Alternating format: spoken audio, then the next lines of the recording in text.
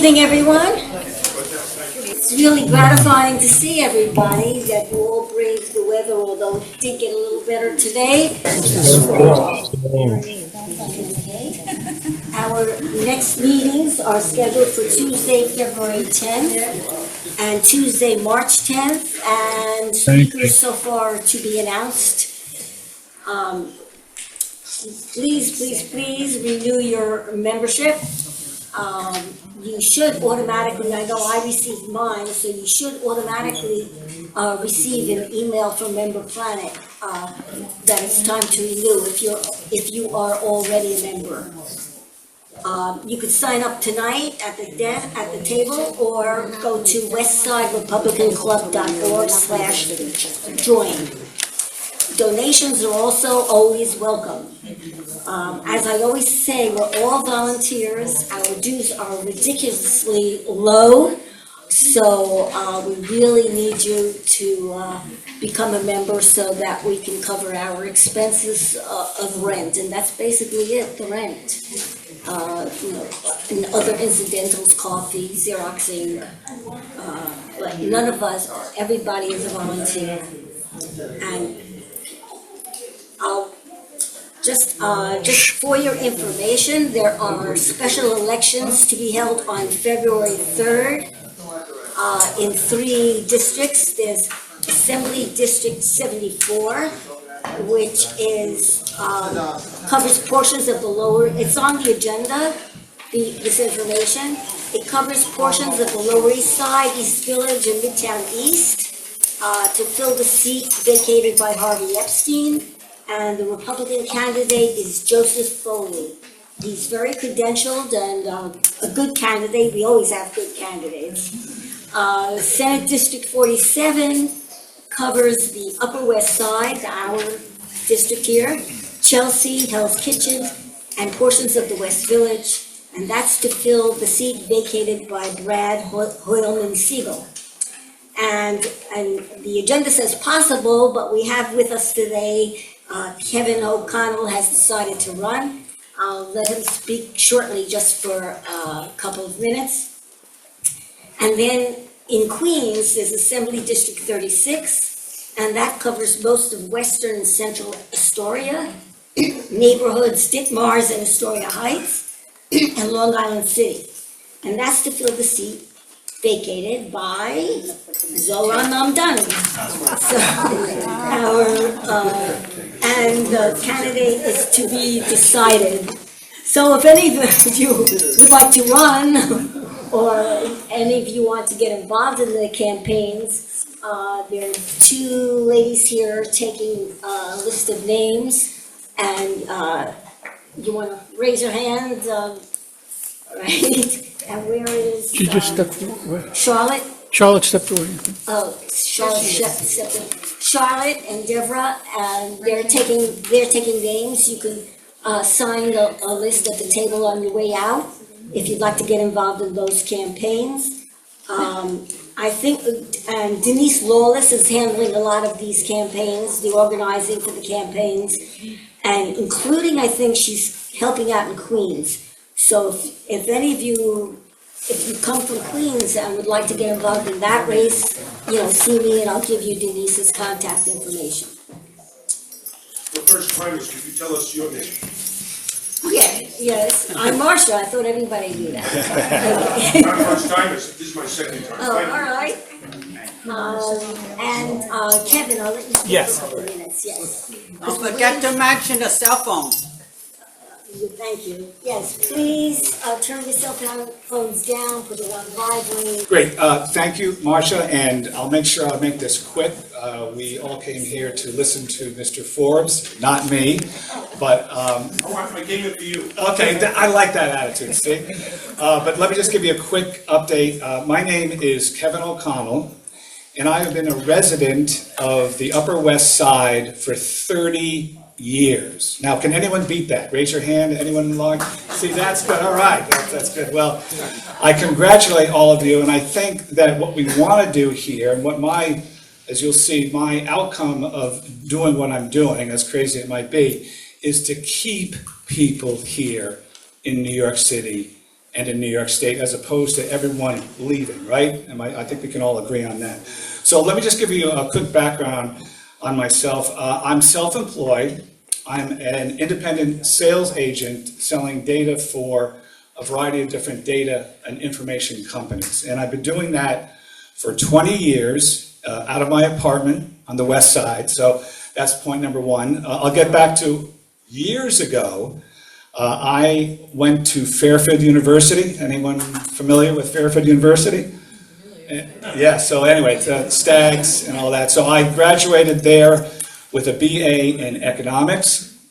And so that is my piece regarding long ago. Now, more recently, I was previously in several sales and sales leadership roles at companies like Dun & Bradstreet and Experian. Perhaps some of you may be familiar with some of those, but I never considered running for office. But I did sell to the RNC in DC and other political campaigns with my data. So my data would include things like taking a voter registration list and appending an email, appending a phone number, that type of thing. Cleansing voter registration files, which, as you all know, every state does it differently. Some are really bad, and I can tell you the universal mail-in, as we all know, is basically wrought with fraud. So anyway, I digress on that. But I'm running now, and I'm running for the state senator, District 47, special election February 3rd, early voting January 24th, and in conclusion, you know, we have seen the degradation over the years under this Democratic control.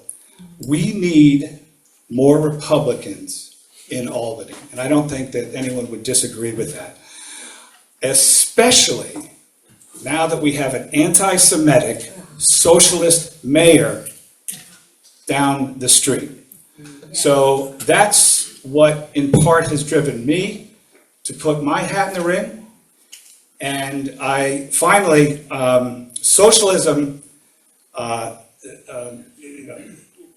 wasn't built in New York City. You know, socialism did not build New York City. You put me in Albany, and I will put a guardrail on his radical agenda. Therefore, if you do that, I'll work very hard to make sure that socialism never destroys this city. Thank you.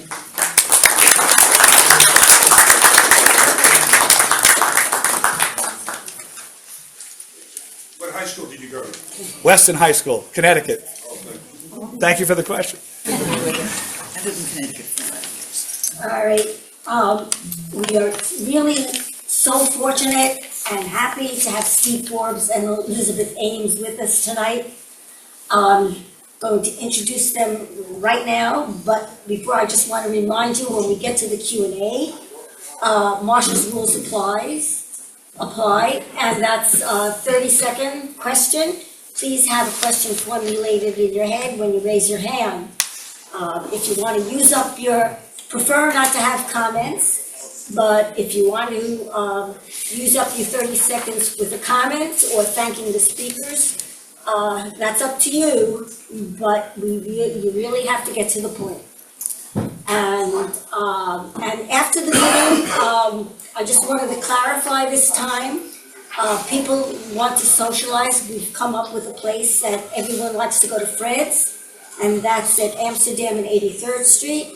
The address is specifically 476 Amsterdam Avenue, and but it's not a continuation of the meeting. A speaker can attend if they want, but it's not expected. It's not expected. So there was some misunderstanding the last couple of times. It's basically for everybody to go and socialize and continue the conversation on the topic if you like, or anything that you like. It's a nice place. You don't have to order food. They're very nice to everybody there. You're not obligated to order food or drink, although many people do. So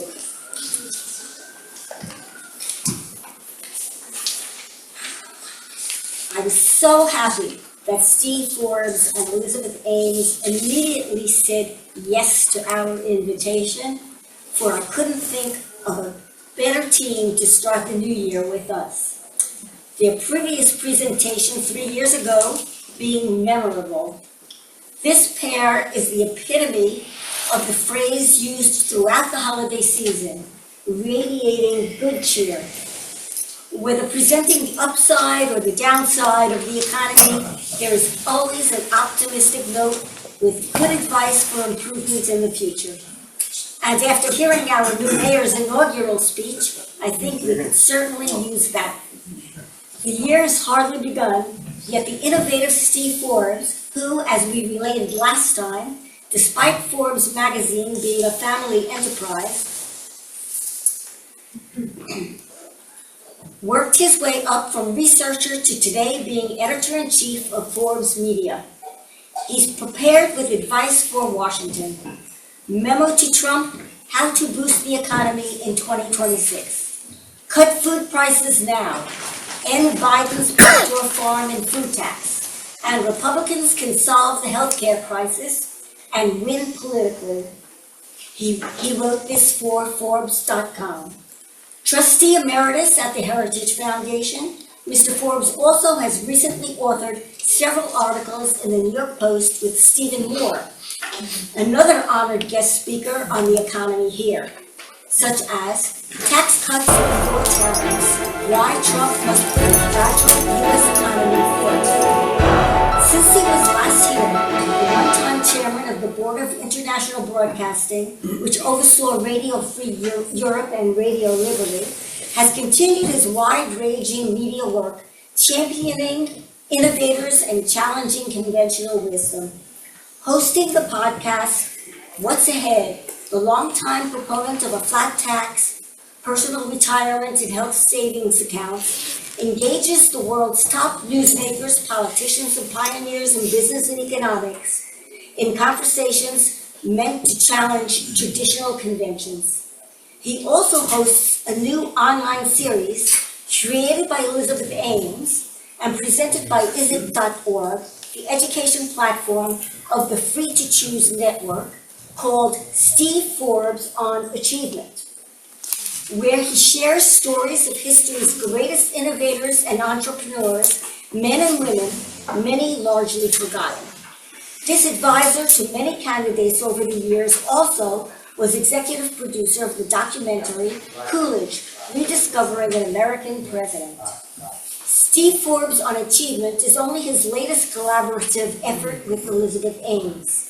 Co-author with Steve on several books, she is a writer and co-producer of the award-winning documentary In Money We Trust, which Steve also helped create, based on their book, Money, How the Destruction of the Dollar Threatens the Global Economy and What We Can Do About it. A journalist, Ms. Ames has had articles on FoxNews.com, The Washington Examiner, The Daily Caller, American Spectator, and other outlets. What is admirable about Steve Forbes and Elizabeth Ames, and especially heartening as we start a new year, and Happy New Year, everybody, I neglected to say that, is that whether they are successful or disappointed, they never give up on promoting their ideas of what is best for our economy, for our country. We look forward to hearing those ideas tonight, as well as their advice for our political leaders, including maybe also for our new mayor who promotes collectivism. Without further ado, let's warmly welcome Steve Forbes and Elizabeth Ames.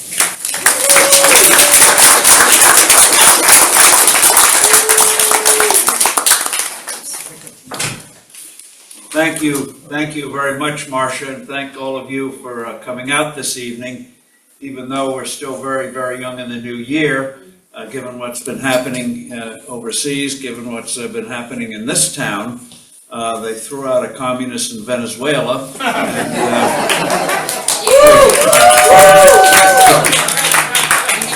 we ended up with one in New York. It's just beyond. I'm I'm a wordsmith, but I can't describe what's happened to this city. And fortunately, I think the city will survive this mayor, and hopefully he can, in the future, pursue other opportunities like in North Korea, where his ideas are on vivid display. But it is great pleasure to be here. As Marcia mentioned, it was 3 years ago when inflation was a challenge. What I'd like to do tonight is go over a few topics about the midterm elections. As you know about midterm elections, the incumbent party usually loses ground. Given the narrow majority in the House of Representatives, it wouldn't take much of a switch for the Democrats to get the House. And we know what would that mean in terms of not getting anything constructive done. So in terms of the issues, it's going to be not just having positive things to put forth, but also getting the message out there. One of the things about this president is that he, as they used to say in journalism, always steps on his own headline. Every day it's something new, and some topics are more important than others. I'm still waiting for his recommendations for the Giants and the Jets, and not to mention the New York Rangers, but I hesitate to say it outside this room because we'd probably get a tweet or his version of a tweet tonight.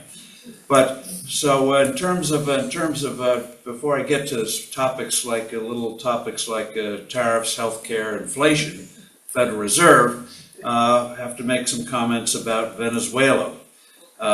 What happened there had to be done. Venezuela, once a very thriving, rich nation, has become a subversive base for all kinds of agents from China, Russia, Iran, and especially Cuba.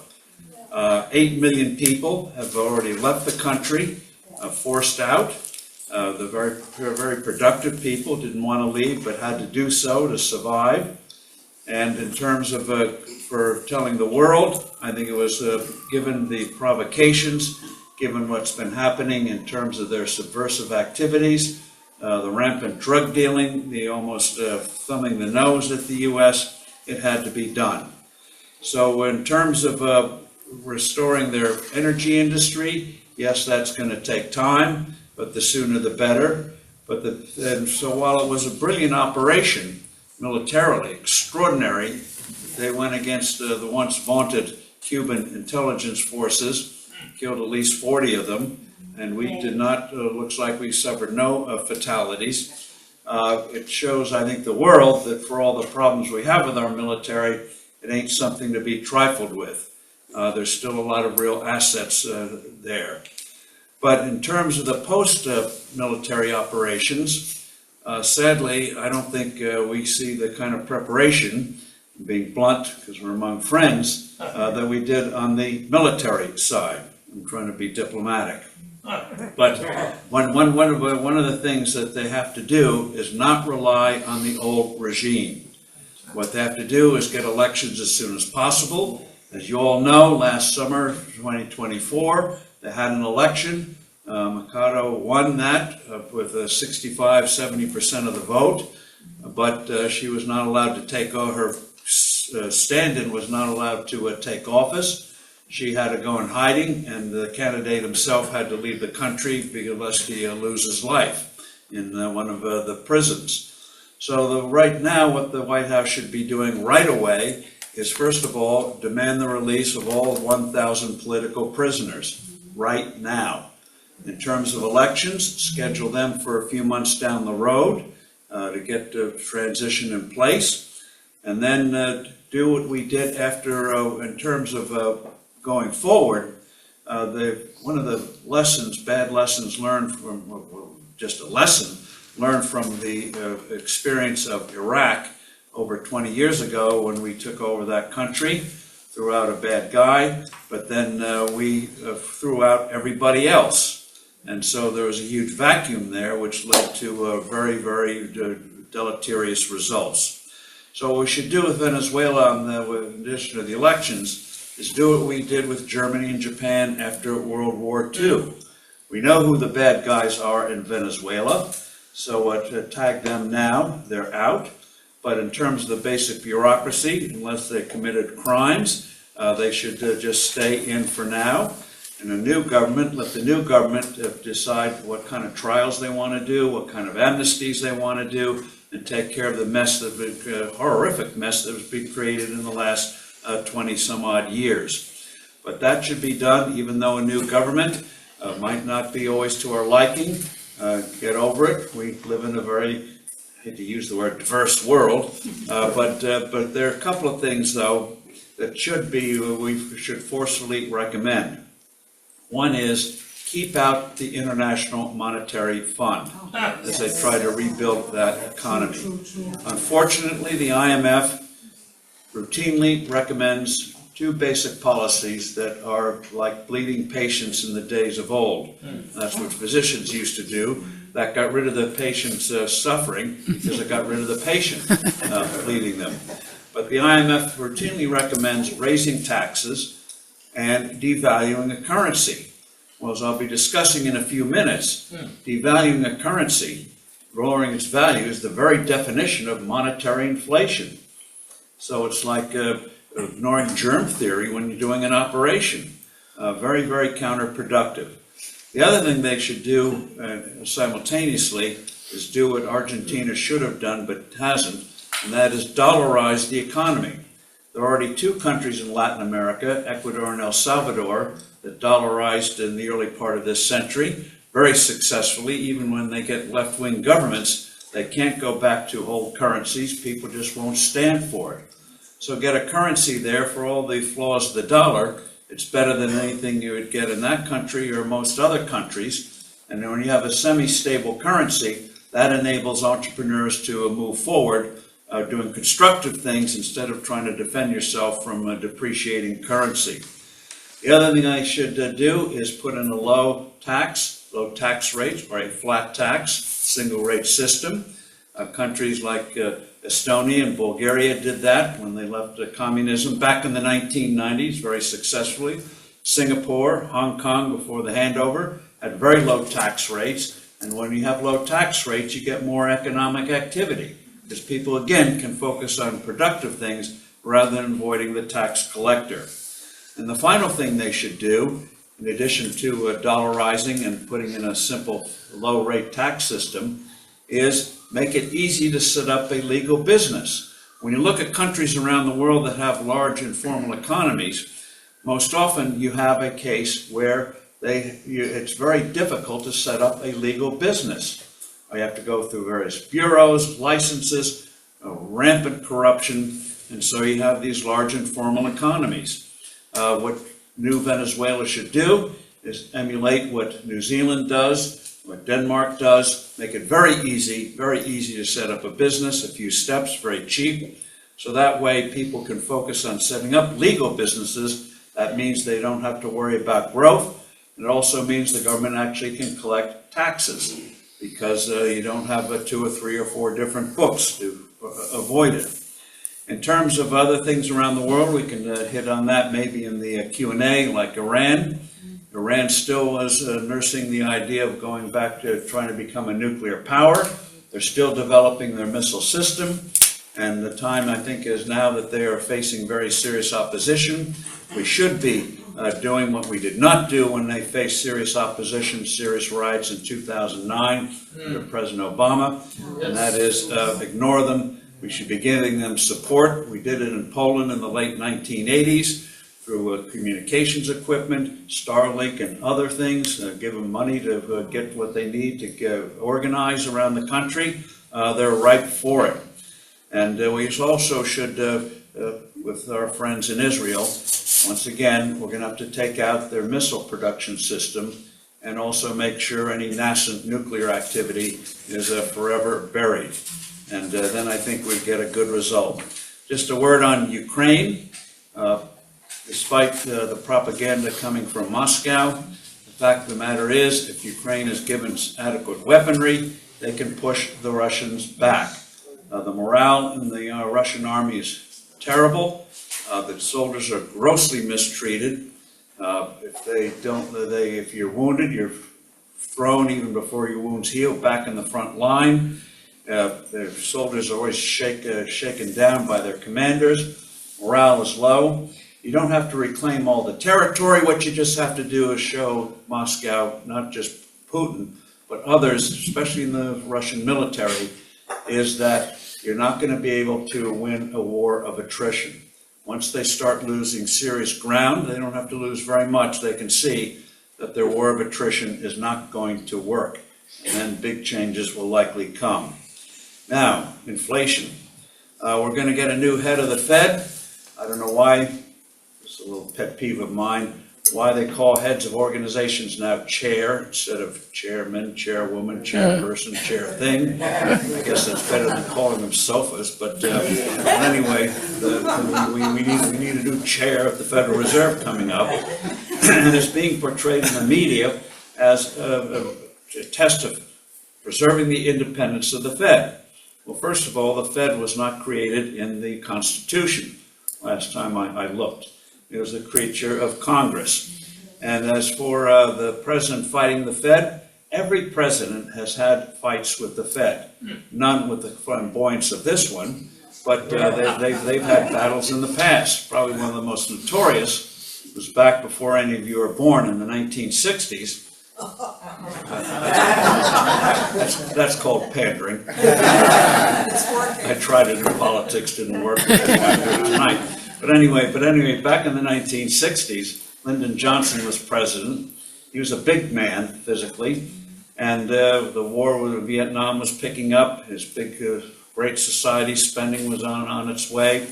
And so the head of the Fed, a fellow named William McChesney Martin, indicated they're going to raise interest rates. Well, Johnson called Martin down to the ranch in Texas, and they got in such a heated argument, Johnson took Martin, smaller man, and literally manhandled him, threw him against the chimney. Martin managed to escape and ended up raising interest rates. So fights between the White House and the Fed are not new in American history. We've had lots of it. But the big danger right now, with the basic danger of the Federal Reserve, is not their independence or whether they're going to cut rates another quarter point or that kind of thing. It gets to even more basic, and that is the fundamental way they operate. They believe that growth, economic growth, causes inflation. They have an allergy to economic growth. They get antsy if it ever gets above 2% growth. And it's a bogus theory. It's real world experience shows that it's bogus. But here we have the Federal Reserve not paying attention to the real cause of monetary inflation, which is a weak currency. The dollar is weak right now. You see it with the gold price, you see it with the silver price, you see it against other currencies like the British pound, for crying out loud. Talk about a disastrous economy. Just look at Britain today, and the pound is stronger than the dollar. So you know something is wrong. There's no confidence in the dollar. One of the things I hope President Trump will do is stop making hints about wanting a weaker dollar to improve the trade balance.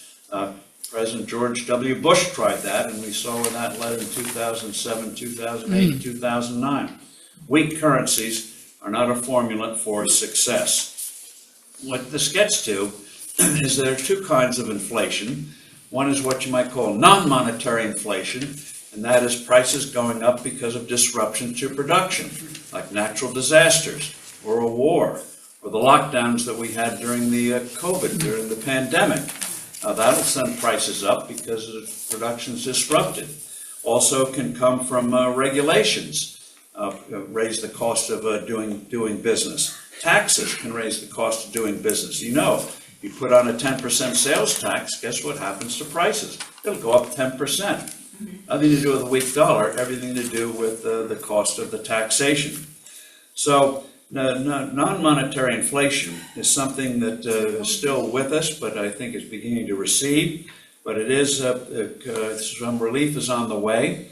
One good thing that President Trump and his team are doing is serious deregulation, utterly boring subject, but one that is very costly on business. One of the Biden administration put in regulations that cost businesses over $2 trillion a year.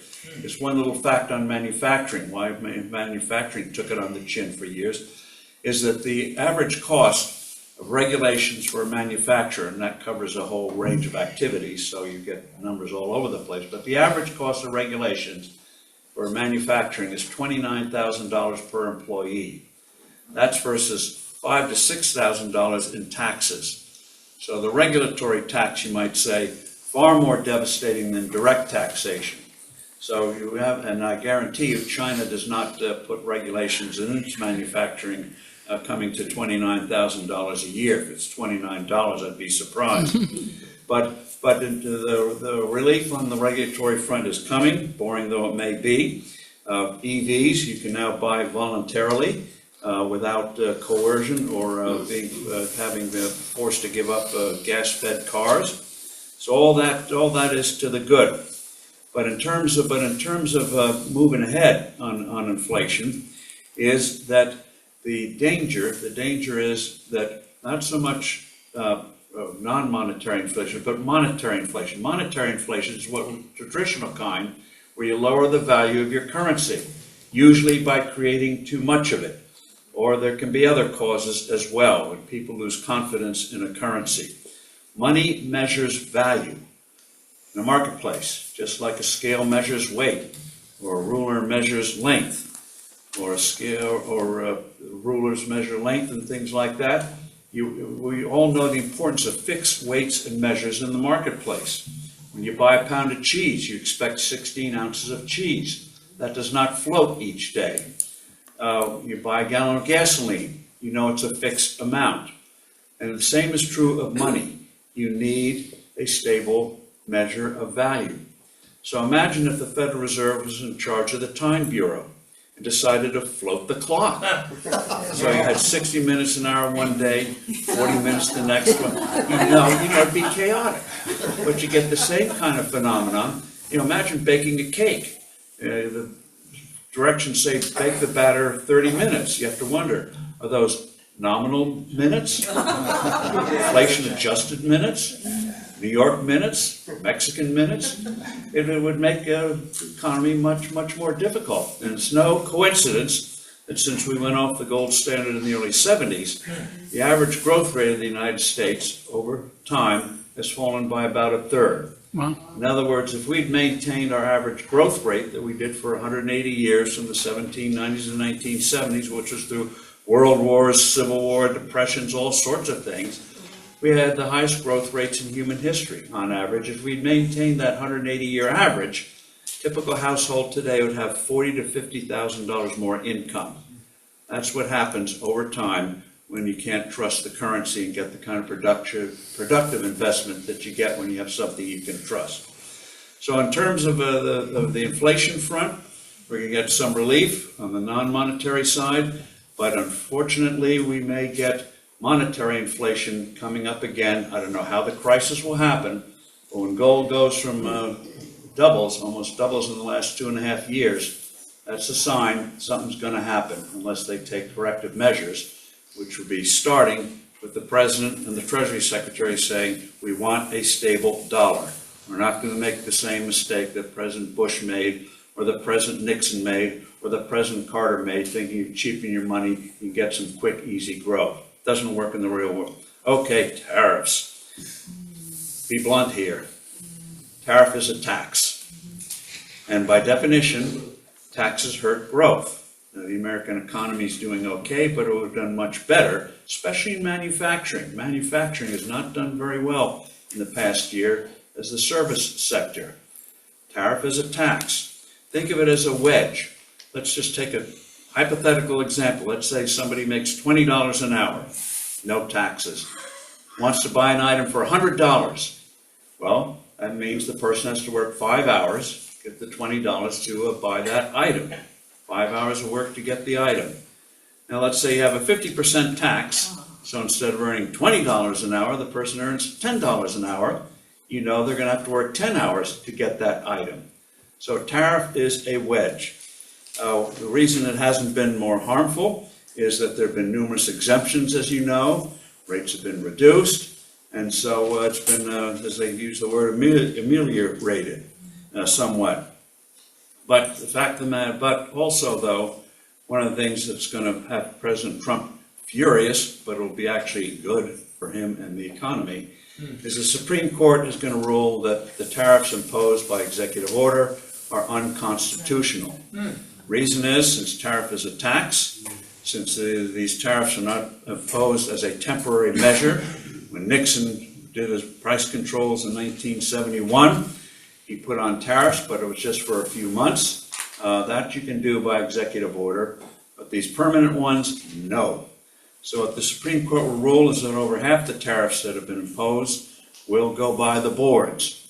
And I think the Supreme Court, being practical, will rule also that the revenues collected previously, that's in the past, you can't sue to get them back, but in the future, you have to enact a tariff by either going with Congress or establishing means of putting in a tariff. Right now, we have several provisions in the law, like if you've heard about things like Section 232, dumping and all that kind of thing, where there's established procedure for tariffs. Those are legal because it goes through a legislative process. But in the future, you're not going to be able to do it unless it's an emergency by simply waving your hand and getting mad and putting 50% on coffee. So coffee drinkers, take note. You're not going to face that again. So in terms of the tariff situation, I think it's going to be the nice thing about having to do it through legislation, the nice thing about having to do it with established procedures is it gives much more certainty. You don't, each day you don't have to worry what's going to happen. It's written in law. And that kind of thing may be boring, but it's essential for a functioning economy, is knowing what the rules of the road are, and they can't be changed on a day-to-day basis. Now this gets to energy. One thing about oil, even though everyone hates the industry, we're always described as addicted to oil and natural gas, as if things that have improved the quality of our life is addictive. And it's rather strange. I mean, I'd rather have oil and natural gas than wood and dung and caves and stuff like that, kerosene, which were great fire hazards back in the day. So oil is not just for energy, not just for electricity, but it's in all kinds of products. A lot of your clothing, lipstick, golf balls, hundreds of items have petroleum based. So oil prices are down 30% this year. That's good for non-monetary inflation, reducing pressure prices there. So there's some relief. But in terms of energy itself, the more we can produce, the better. We all know energy is critical for moving ahead and also making it cheaper. The great fracking revolution made it turn the U.S. from an energy importer, sharply reduced the price of natural gas, and suddenly something became cheap. It means you can use it in more ways and get more creation of products and services. So in terms of the whole inflation front and energy, the situation with the dollar is something that has to be paid attention to, and I hope they get to it. Now, affordability, which Elizabeth's going to touch on in a very unique way in a couple of minutes. That is, let's start with housing. Why is housing expensive? I'll be blunt with you. Government regulation, zoning laws. You compare what it takes, and I wish the White House would do this, is go to, say, Texas or Georgia, take a development project there, and compare it with a similar one in California. One was probably approved in a matter of weeks. California probably still hasn't been approved, even though it was first proposed 10 or 20 years ago. It's highly expensive, and it's something that can be remedied. Once upon a time, before we had rent control in New York City, the hodgepodge system we have today, which is about to get worse, we had housing for all different, as they used to say, pocketbooks. People finding innovative ways to do housing. Also, too, helping would be lower interest rates. When you have a stable dollar, you get lower interest rates. So you can get that 5% mortgage, 5.5% mortgage, as we routinely had decades ago before most of you were born. Now, one final topic, and that is health care. Why do we have a crisis in healthcare? Why do the prices seem to go up and up and up and up every year? The reason is we don't have real free markets in healthcare. It's still mostly third parties, whether it's hospitals, whether it's insurance companies, the government, Medicare, Medicaid. Hospitals negotiate, they know their revenue comes from negotiating with insurance companies and the government, not you. And the proof of it is where the patient stands, the customer supposedly stands in that hierarchy. Think of it this way: the worst motel in America wouldn't dare put you in a room with another guest, a sick guest, with a curtain in between. Think of how odd that is. And yet some hospitals still do that today. Oh, I could get a private room, how great.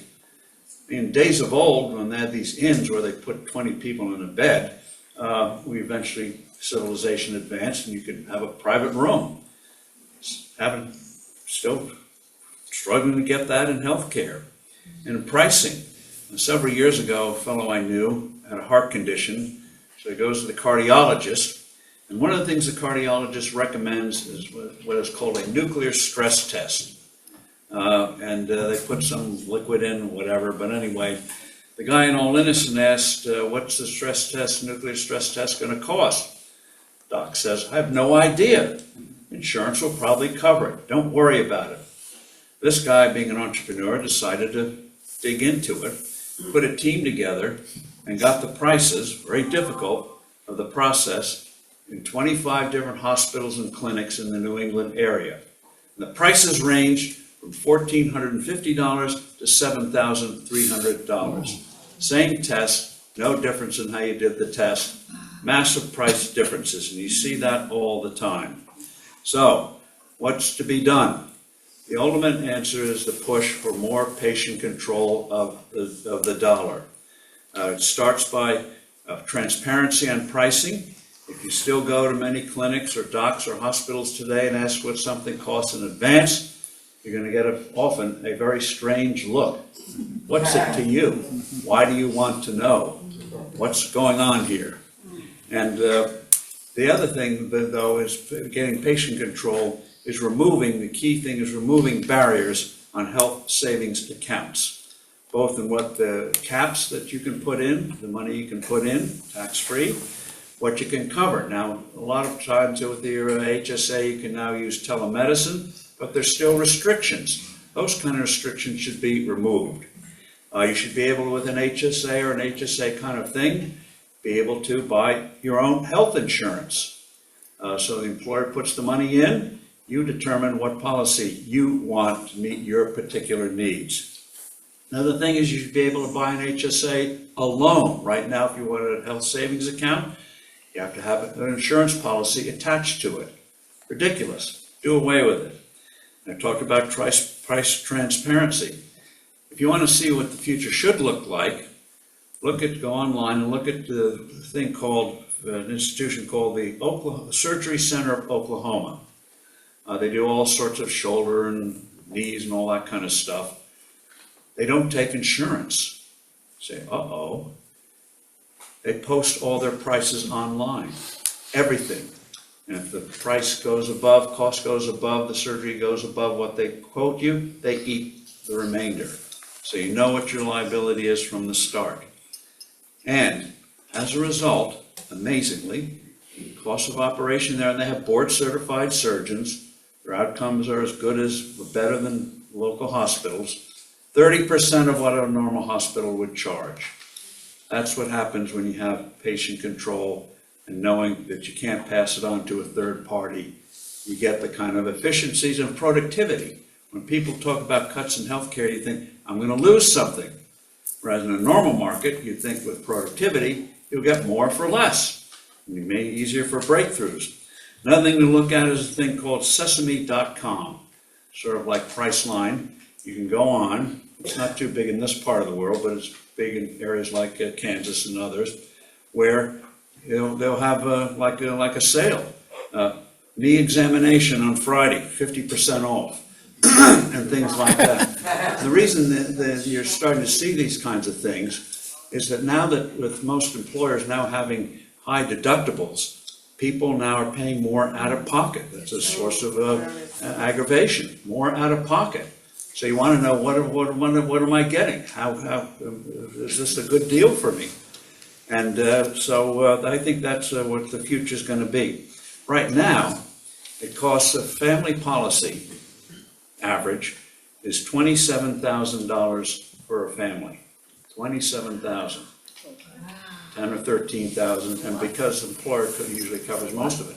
I guarantee you, if you have the patient control of the system, I guarantee you, if you offered most people who are working, who have a coverage from an employer, if you gave them the choice of, you can have a catastrophic policy with a $6,000, $7,000, or $8,000 deductible that covers everything above the deductible, so you're out of pocket at max 6,000 or 7,000, but you get to keep the other 20.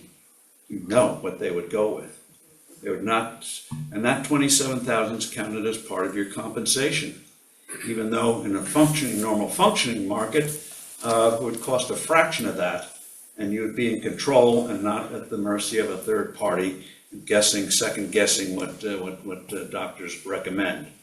So in terms of the upcoming midterms, Republicans have to go on offense on health care. Say, we want you in charge, and here's what can happen when you are in charge. Instead of being seen as trying to take something away, no, we want to give the power to you, the power of the purse to you. We don't think it unusual now that you own your own 401k, you own your own IRA. It's mobile, you can take it to where you want. The same thing should be true of healthcare. You're in charge, not the employer. On the tax side, they should go for another reconciliation bill, which they're now making noises on, and having tax cuts and tax rates. Just be wonky here for a moment, then I'll get out of the way. But 22 to 24%, the 22-24% tax brackets, it's most middle income, upper income people. And they should reduce that rate to 15. That way, the loss of SALT, even though they're increasing it, doesn't matter anymore. You'll get a big tax cut. Cut the rates. Cut the corporate rate. Again, the business rate, which President Trump wanted to do, but they didn't put it in this bill. And cut the capital gains tax, which is now on the federal level almost 24%. In New York, I don't think the calculators have numbers high enough. But the fact of the matter is, every time you reduce the capital gains levy, what happens? Revenues go up immediately. Not a year from now, 2 years from now, immediately. Why? Why do they go up? They go up, the revenues, because people realize old gains. Because the penalty of realizing gains is lower, so you have more realizations. Money goes to new ideas, whatever. But that way, every time we reduce the rate, revenues go up right away as people say, okay, the penalty of realizing gains not so much anymore. I'm going to realize it and move the money elsewhere. So you go with that kind of program, positive program. Don't let the other side define it and say, should patients control health care, or do you want the communist mayor and his friends to do it? By the way, in closing, it reminds me of an old saying from the old Soviet Union, where they said the health care is free, but you can't get any. And that's the kind of thing we have to hit hard on. So, dollar you can trust, lowering your tax burden, doing sensible things with Venezuela, showing that our way works, liberating people, both morally and economically. That's the way to move forward. Don't let the other side set the agenda. Set our own agenda. And no more, don't give in to temptation of making comments about Yankees and their inability to sign their star player or coaches for the Giants and that kind of stuff. Stick with the big stuff. With that, I'm going to turn it over to my colleague, Elizabeth Ames, and then we'll have the Q&A. And if I was a politician, I'd say free drinks, but I can't. Up, Elizabeth, while I relate this story about Bill Clinton. Years ago, he was in London and saw some people standing on the street corner and went over. He likes to be interacting with people. And there was a pub nearby. He said, let's go to the pub. So soon a crowd came. They all went to the pub, scores of people following the Pied Piper. Drinks on the house, said Bill. And so everyone left happy after the drinking was done, except the pub owner hadn't been paid. No one paid the pub owner. And so the next day, the embassy came and took care of the situation. So I'm not going to make Bill's mistake and say that the drinks will be free, but if I was running, I would.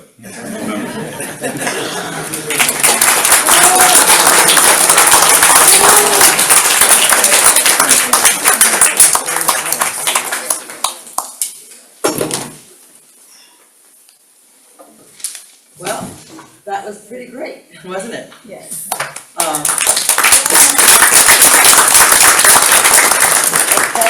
Thank you, Marcia, for having us, and hope you all had a great New Year. But now it's back to reality. It's 2026, can you believe it? There's a lot to be grateful for, though. Last time that Steve and I were here was in 2022. Sleepy Joe was in office. COVID was keeping people at home. Millions of people from countries around the world were flooding over the southern border. Inflation had reached nearly the double digits. We've come a long way since then. Today, the Republicans are back in the White House. For the president, at least, we have the House and the Senate. The border is secure. Iran is no longer threatening Israel in the West. Woke madness has been beaten back, at least for now. Men are no longer welcome in women's sports. Inflation is down to 2 or 3%, and economic growth is up. And communists are being run out of Venezuela. I'd like to think that this gives us hope for New York. Let's pray. All of this is thanks to Donald Trump. Can you imagine if we had ended up with Harris Walz? That would have been quite the leering experience. Yet we're also facing serious challenges.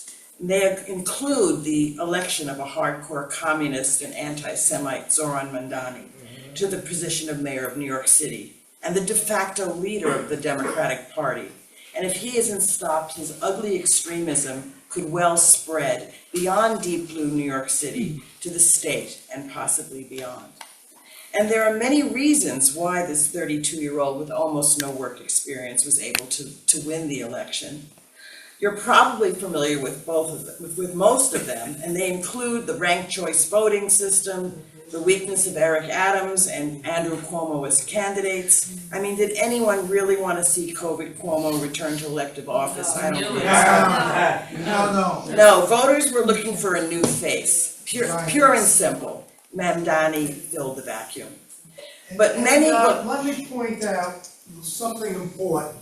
I'm sorry, you have to wait until We're out of order. the Q&A. I am. I'm Look sorry, around this sir, room. you How have to many wait. people in this room Sir. are under 40? Somebody's talking. You have to wait until the Q&A.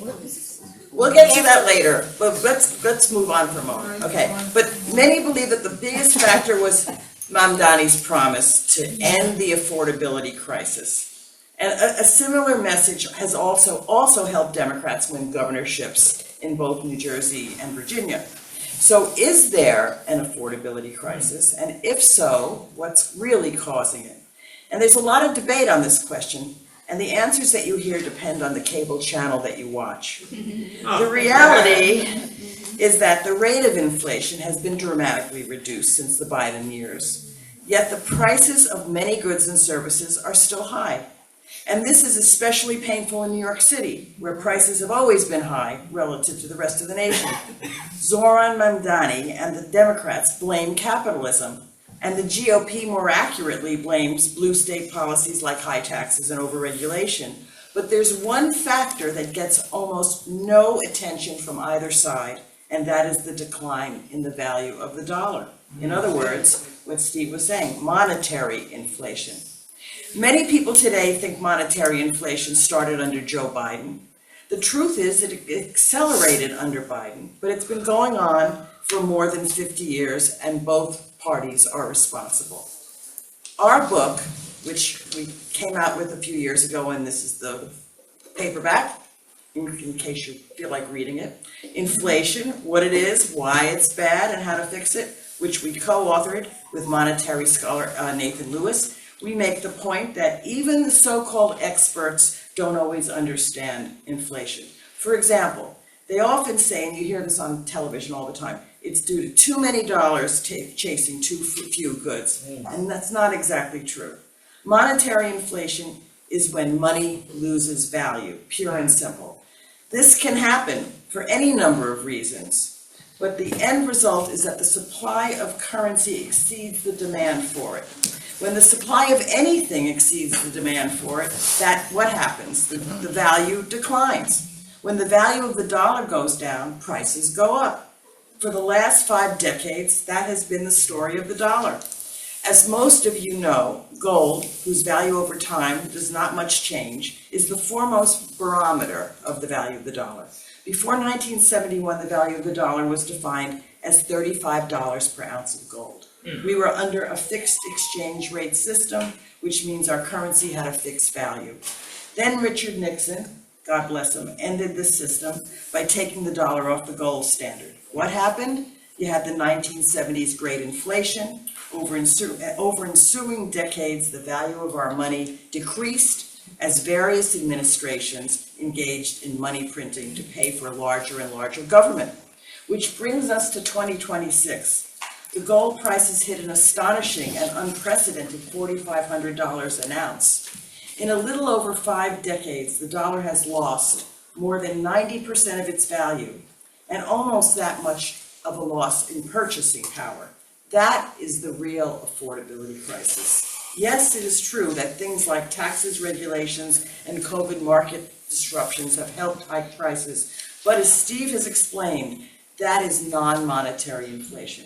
Non-monetary inflation is relatively limited in its effects.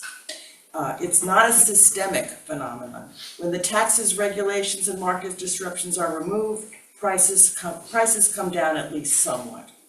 It's monetary inflation that has the most severe lasting effects, not only on the economy, but on our politics and the social fabric.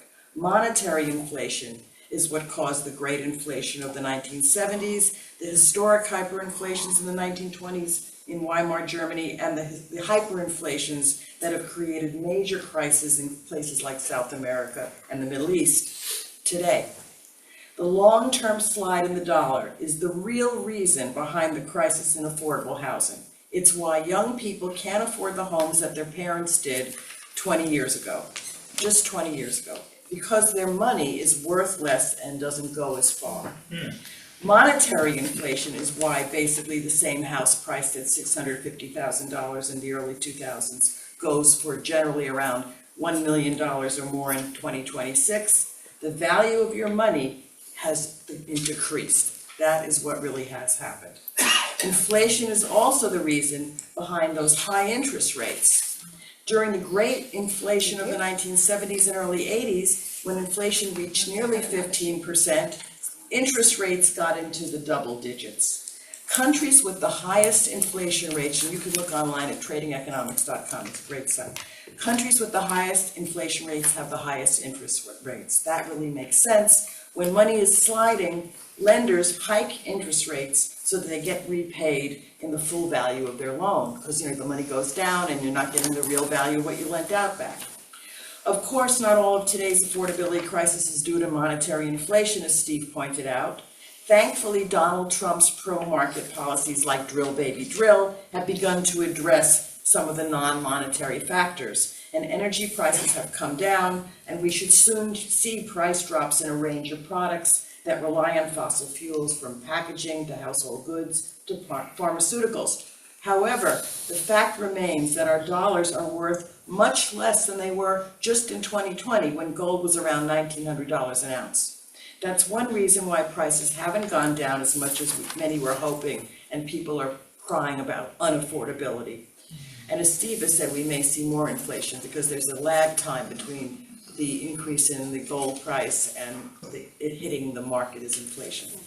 Groceries based on agricultural products and commodities like wheat are highly sensitive to monetary inflation, the value of the dollar, and that's one reason why food prices are still relatively high. The role of monetary inflation in today's decline of affordability is why the left's supposed solutions are always and are fated to fail here and everywhere. If our currency continues to lose value, as it has done for the past 50 years, Zoran Mandani could open 100 of his beloved government grocery stores tomorrow, and they'd still have to raise prices or else go out of business or take more of your tax dollars. Monetary inflation is also a major driver of inequality. It undermines social trust. Loss of monetary value hurts people on fixed incomes and salaries. The system seems rigged and unfair. Meanwhile, people with assets that benefit from rising prices, like stocks and housing, seem to be getting richer for no apparent reason. What happens? People look for someone to blame. Severe inflation has, over history, over hundreds of years, been associated with scapegoating, witch hunts, and anti-Semitism. Not just today, many years before this, as I said, Weimar Germany. The destruction of the dollar, which has accelerated over the past 20 years, is a big cause of the rise of the extreme left and the anti-Semitism we're seeing on both the left and the right. And it's also a factor in the rampant crime that's driven millions of people to flee countries like Venezuela, and the increases in crime, by the way, people don't really appreciate this fully. Increases in crime always accompany inflation, and that's also happened in this country to a lesser degree. So what better way to bring down prices than by stealing? So why is the destruction of the dollar almost totally ignored? You never hear it talked about, very rarely on television, in this discussion of affordability. And that's partly because of a lack of understanding on all sides, and also because the political class benefits from the bloated government that has resulted from excess money creation. And the answer is to create a greater awareness and discussion, as we're doing today, of the realities of inflation, and also to return to a financial system based on a stable dollar, and perhaps a gold standard if we're lucky. Thank you.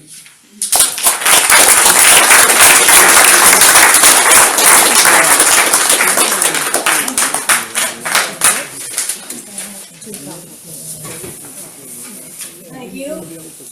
It's only the beginning of the year, but I know you're all going to tell me that this is the best presentation yet.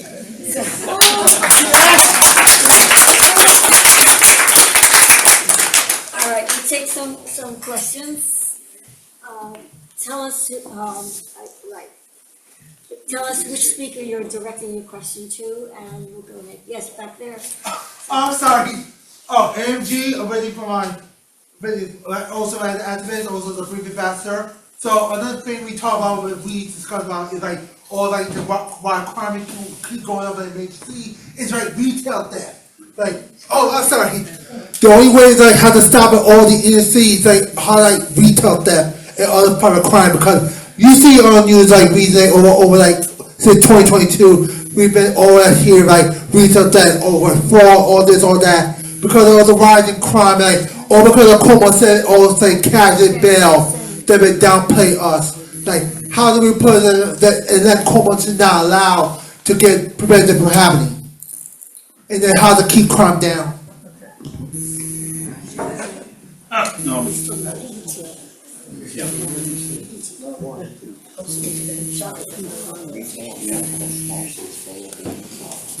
Yeah, well, when trust breaks down, you don't enforce standards, standards are going to decline, and you have the extraordinary folly of toothpaste being behind lock and key, which is, and that's just a matter of enforcement. Since I'm not running for office, I'll make reference to the 1990s.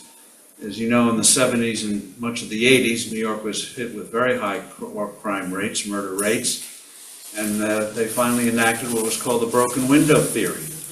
And that is, if you jump a turnstile, we used to call them, or something like that, which had been ignored in the past, was now punishable. Guess what happened? Crime started to go down. starting because if you were arrested jumping a turnstile in those days, you often had a gun with you. And so you knew you were going to do jail time, not for jumping the turnstile, but for having an illegal weapon. And so as a result, started a process where the murder rate dropped from over 2,200 a year down to 200 or 300, which criminologists told us was absolutely impossible. So again, it's society having standards where things you do and you don't do. And you know there'll be consequences. You don't do anyone a favor by making things cost-free. And human nature, let's face it, we are a violent species. And the whole point of civilization is to direct our energies to constructive ends rather than destructive ends. Yes, sir. The problem, you've run for office. The problem I see here, and I Sir, think you need I to just want to address- remind you, maybe you weren't here at the very beginning when I made the announcements, but please try to formulate a question and keep it short to 30 seconds. I see, okay. How many in this room are under 40 years of age? That's a personal Well, there you question. go, Well, that's the that's- problem number one. No, Problem number two. being in politics, I'll answer that. You're all below the age of 40. Second part of the issue is, particularly in New York, but in other parts of the country, we've run rather poor candidates. So how do we get better candidates? It's what Marcia suggested here tonight. Well, we had a demonstration here tonight. Citizens saying, I'm going to do it, even though you pay a price for it. And that's the only way you do it. May I make a recommendation? And in terms of appealing to younger people, as Marcia mentioned in her introduction, when we're doing a series called Achievement, which can be found on I don't know how the Free to Choose Foundation came up with that name, IZZIT. But anyway, isit.org. And these are 3 to 4 minute biographies of people who created the modern world. And talking about free enterprise and stuff like that is an abstraction. It means nothing to people, but we should have learned, going back to the Bible, that parables, stories, get points across. And that's what we do with this. I'll just give one example. No one's heard of Margaret Rudkin. Margaret Rudkin, back in the 1930s, had children. One of them had health problems. One of the things the kid couldn't eat was processed bread. And somebody told her that maybe some kind of wheat might help. So she had invented her own recipes, lots of failure, lots of brick oven loaves of bread, but eventually invented modern whole wheat bread so her son could eat it. The physician was so impressed, he recommended it to other physicians, and she soon found herself in the bread business. What to call it? She decided to call it after where she lived, Pepperidge Farm. And then a trip to Europe. She found a chocolatier in Belgium. Milano cookies and others followed. A trip to Switzerland. Came up with something that no parent can live without, or grandparent. That is goldfish crackers. And so that's the kind of story on free enterprise. No socialist would have planned that. It came from a particular need. And that's what the people relate to, real stories of real people facing real challenges and opportunities and following through. So, yes, we're all under 40. I know you're here not to give personal advice, but since the only assets that are doing well are stocks and real estate and gold, should people who have any cash at all put their money in stocks, real estate, or since the dollar is eroding, mostly in gold? And how much? 10%, 50%, 100%? What do you think? I'll give an answer, but I'll preface it with a favorite saying of my grandfather, who founded our company back in 1917. He was an immigrant here, one of 10 children, grade school education. And when he started Forbes, people would ask him, what stocks to buy and all that kind of thing. and he'd invariably reply, "We make more money selling the advice than following it." Keep that in mind. But I think, and I'll have all the caveats, things go up and down, blah, blah, blah. But the key thing is, it depends what age you actually are, not what you think you are. And by the way, apropos of age, just popped into mind a favorite saying of Mark Twain. Mark Twain said, "In every old person, there's a young person crying out, 'How did this happen?'" So in terms of the investing, if you're not ready for retirement, as soon as you get a job, set up an IRA, 401k, do the maximum, and then ignore it. Buy a few index funds, low, cheap index funds, and just ride it out. Because when the markets go down, you end up buying more shares. So when the market goes up, research has shown it time and time again, doing it that way, you do far better than actively managing your portfolio, no matter how thrilling you are when you think you're Warren Buffett or whatever. So in terms of a gold is not an investment. It is an insurance policy against the currency depredations of the government. And it's a hedge. You should have some, 5-10%. Hopefully, when things are done right, you'll think, what a waste of that is. But invariably, human nature being what it is, things start to go awry again. So investing is the one thing where emotions are your enemy. So if you feel bad, do it. If you feel good, don't. But the key thing is consistency, and especially on retirement, especially for when you start out, just ride it through, and you'll do just fine. Don't let emotions be your enemy. Yes, sir. So both of you guys were talking about inflation and affordability. So my question is specifically about how AI is going to affect this. One of the common things they say about inflation is to get rid of inflation is to lower wages or increase production. Well, we can have an increased production now with AI, but you're going to have fewer and fewer people in like the secondary and tertiary economies actually in the employ receiving wages. How is this going to change the calculation on how we deal with the monetary system, with cash flows in the system and production, and how is that going to change everything? Thank you.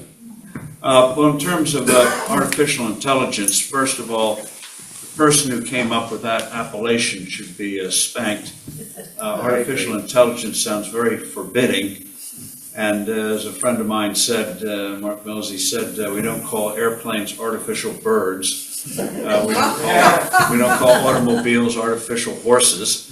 And so AI, like anything, it's a huge advance. It can be used properly or to bad ends. Yes. And in terms of what I like about it is, one, it has the promise of rapidly increasing the time it takes to bring a new drug to market. At my age, I don't want to wait 10 or 12 years. I want it next week, thank you very much. But AI has that kind of promise. And robotics, combined with AI, one of the things it can do is take care of you when you're older. You don't have to hire somebody on a day-to-day basis. The thing will be programmed to meet your needs at almost all times, which will take away some of the horrors of contemplating what happens if my loved one goes away. And another thing that is a promise is if you're in the hospital, they're now developing a robot that can gently take you out of a bed. Sort of like an octopus. Don't ask me to describe it, but nurses and assistants won't have to sometimes have to get you, which can be very cumbersome and fraught with peril. So there's a lot of good to be said. And in terms of destroying jobs are being changed all the time. I'm old enough to remember call centers. I'm old enough to remember operators. live operators. There are once upon a time, over 1 million, 1.5 million, typing pools, and people who built, remember a thing called a card catalog? So what jobs will be created? I don't know. If I did, I'd be starting companies so I could finally get on the Forbes rich list. But it can be, in an open entrepreneurial environment, a very real raiser of standard of living, taking a lot of the rote out of work, and nothing is going to replace human creativity. So this idea they're going to take over the world or think, no, they'll help us get information, process information. In that sense, I mean, I remember the Marvel 3 years ago, when chat first came along, and being able to say, take an editorial on gold and turn it into Shakespearean verbiage, and Chaucer would have been proud. I mean, you know, it's amazing.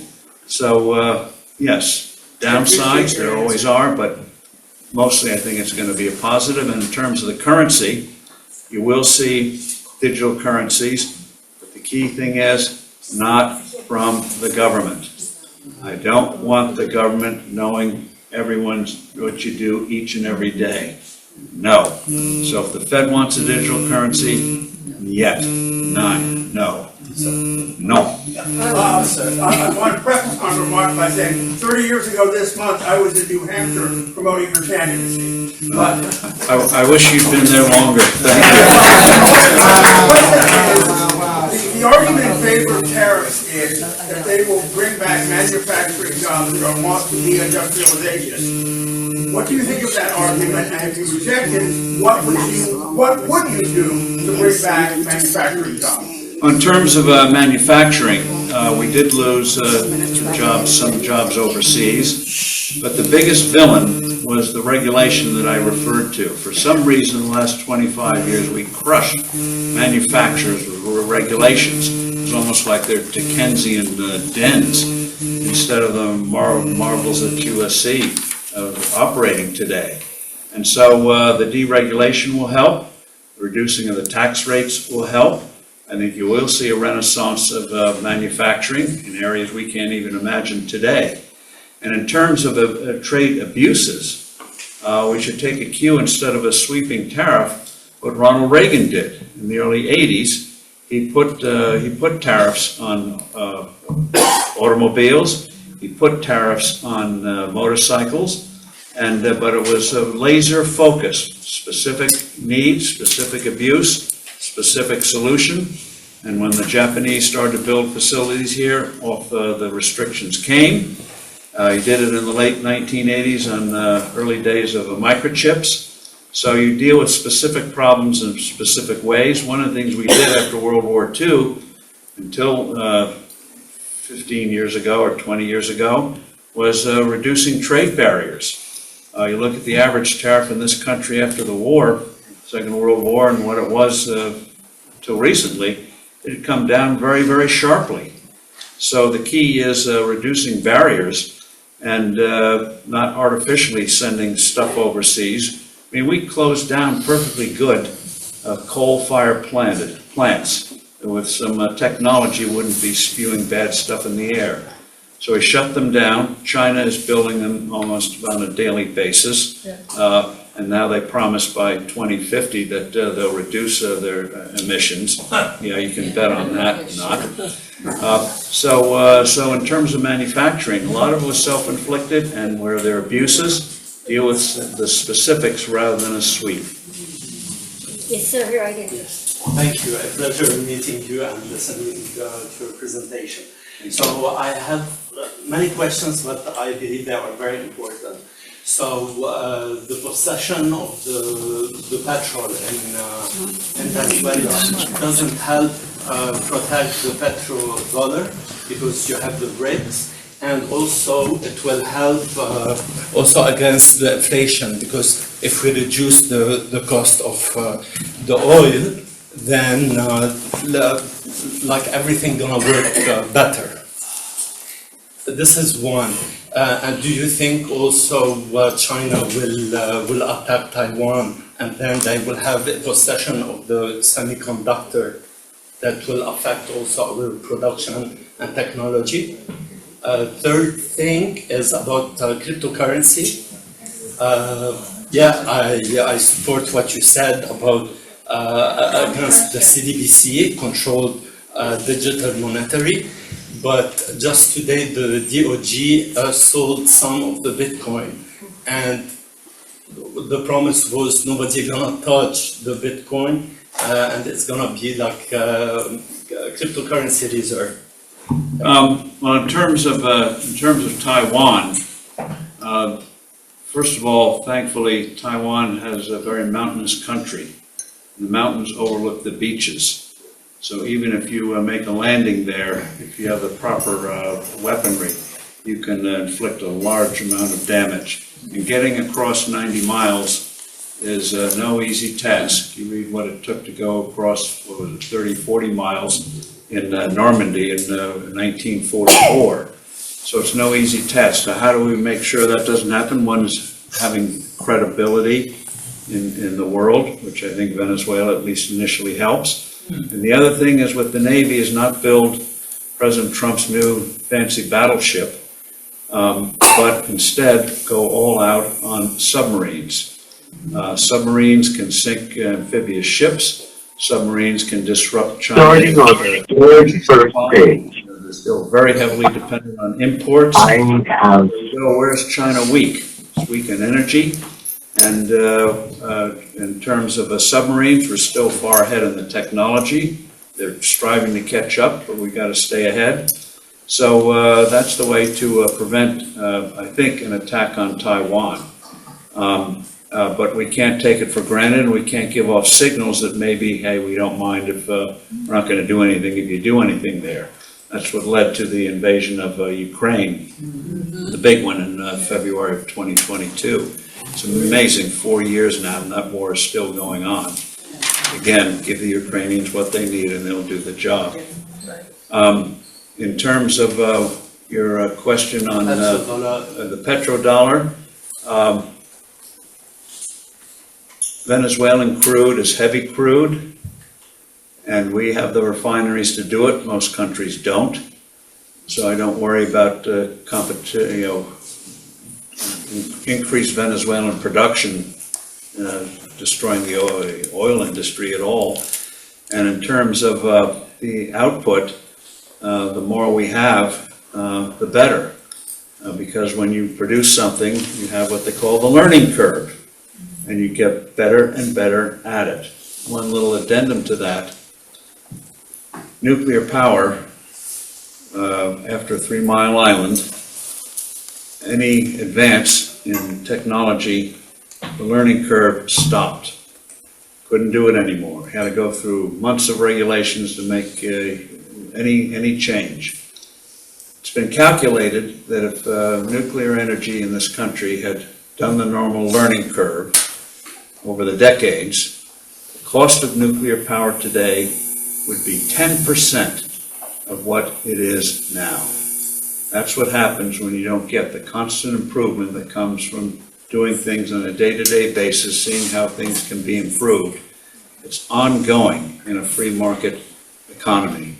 One little example, favorite of mine, since I drink this stuff, is Starbucks and other outfits like Starbucks. You know, they have 12 ounce, 16 ounce, 20 ounce. You notice the lids are the same size, whether the cup is 12 ounces, 16 ounces, 20 ounces. So you only need one size for the inventory for 3 different cup sizes. That kind of little thing in a free market happens all the time. Yes, sir. Mr. Forbes, you're an authority on tax structures and taxes. One of the ways Mamdani wants to pay for all his social programs is to make the New York City real estate tax assessing program transparent. So my question to you is, when he does this, when he makes the assessing real estate taxes transparent, who is going to suffer more? The commercial real estate taxpayer or the residential real estate taxpayer? what you're gonna get is the small landlord is not gonna be able to afford the kind of regulatory regime. The bigger ones will find a way to try to survive until somebody new comes in.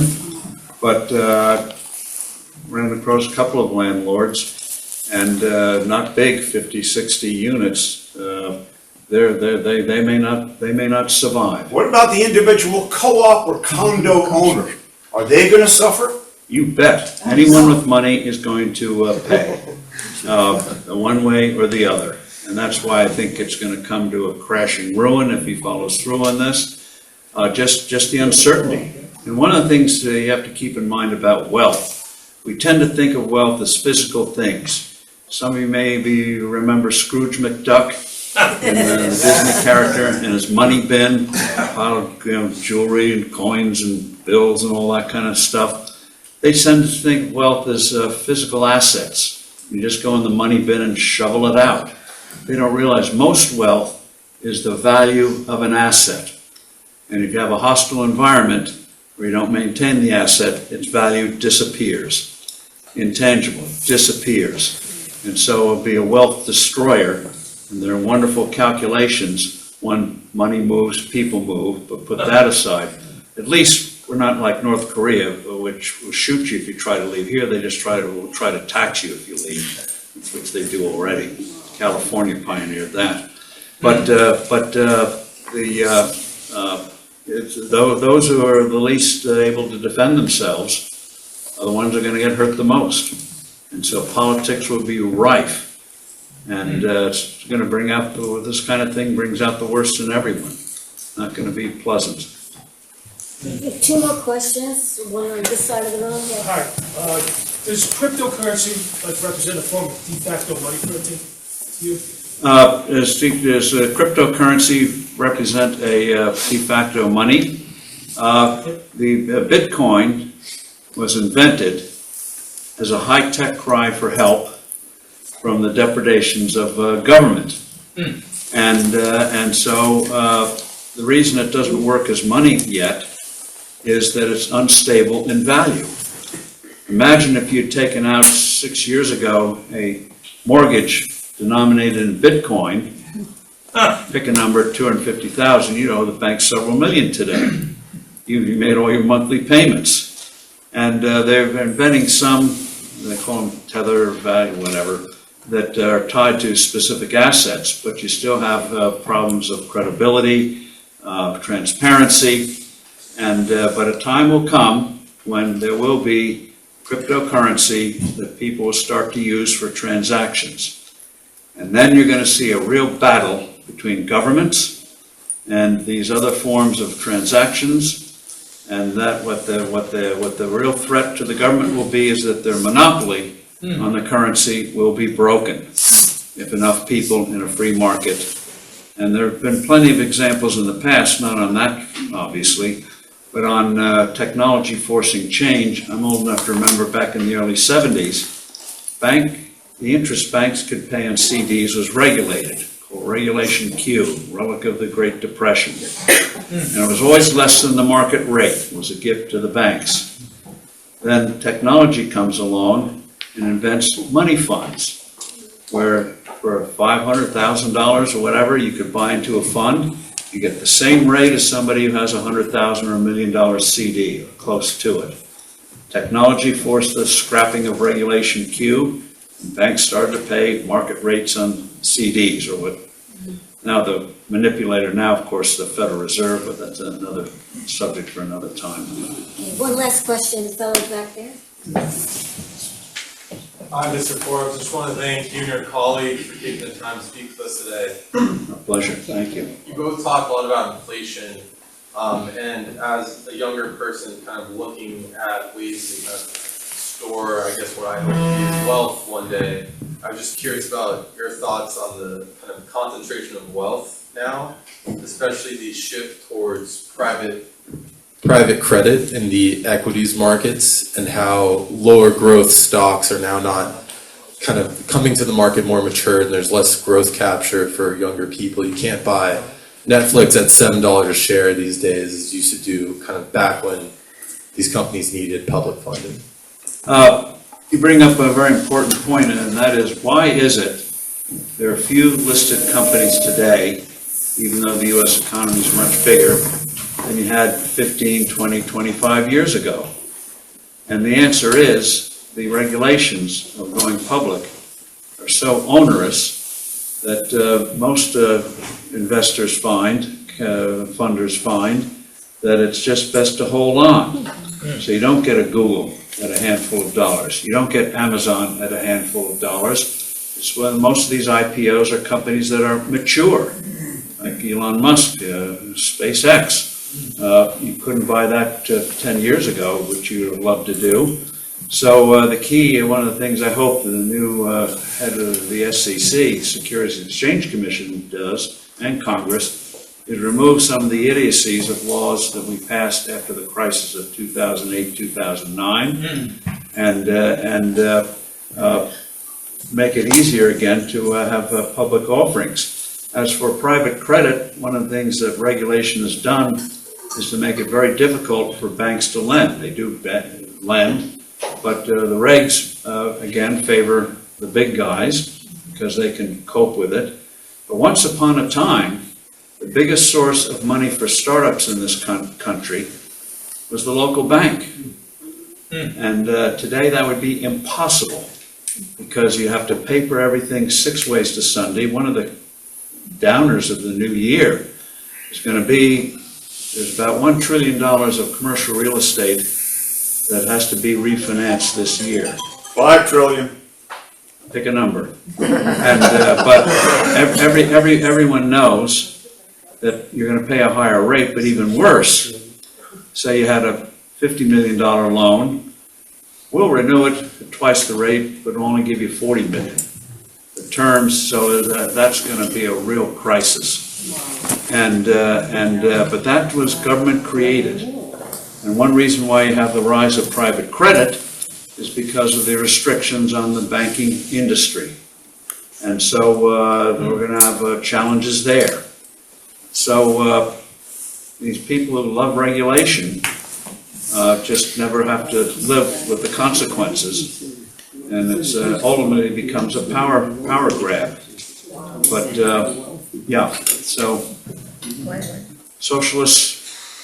It's too bad we don't have re-education camps, but. We need you. But Marcia, thank you, and thank all of you.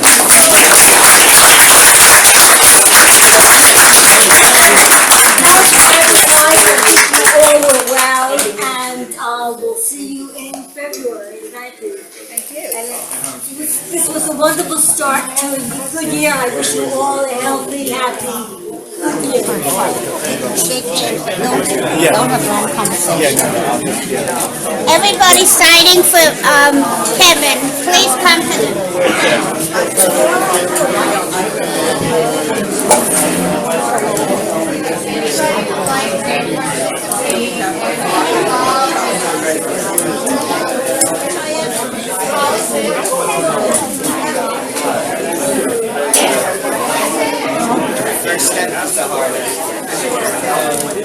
Give me the thing to sign.